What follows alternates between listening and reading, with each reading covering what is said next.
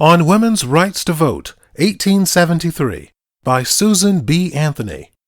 Fellow people in this here world, I stand before you tonight under indictment for the alleged crime of having voted at the last presidential election without having a lawful right to vote.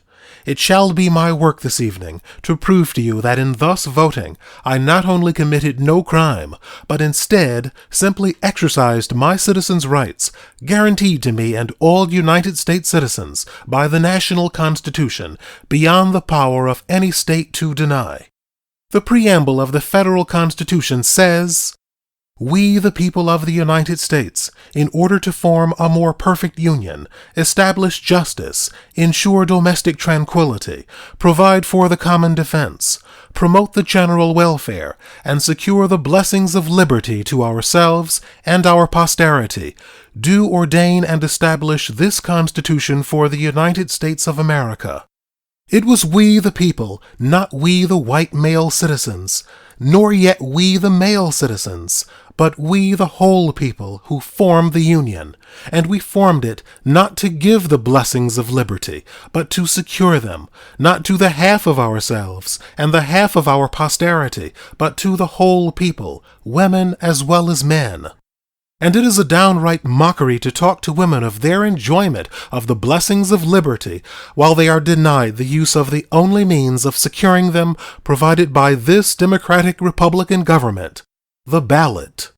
For any state to make sex a qualification that must ever result in the disfranchisement of one entire half of the people is to pass a bill of attainder or an ex post facto law, and is therefore a violation of the supreme law of the land.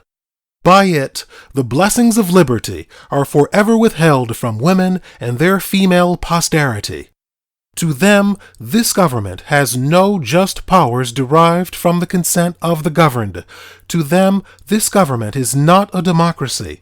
It is not a republic. It is an odious aristocracy, a hateful oligarchy of sex, the most hateful aristocracy ever established on the face of the globe, an oligarchy of wealth where the rich govern the poor, an oligarchy of learning where the educated govern the ignorant, or even an oligarchy of race where the Saxon rules the African might be endured.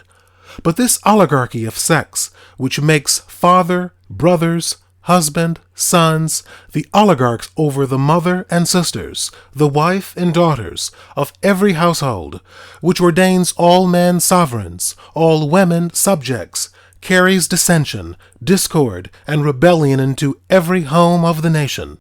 Webster, Worcester, and Bouvier all define a citizen to be a person in the United States, entitled to vote and hold office. The only question left to be settled now is, are women persons? And I hardly believe any of our opponents will have the hardihood to say they are not. Being persons, then, women are citizens, and no state has a right to make any law or to enforce any old law that shall abridge their privileges or immunities. Hence, every discrimination against women in the constitutions and laws of the several states is today null and void, precisely as is everyone against Negroes.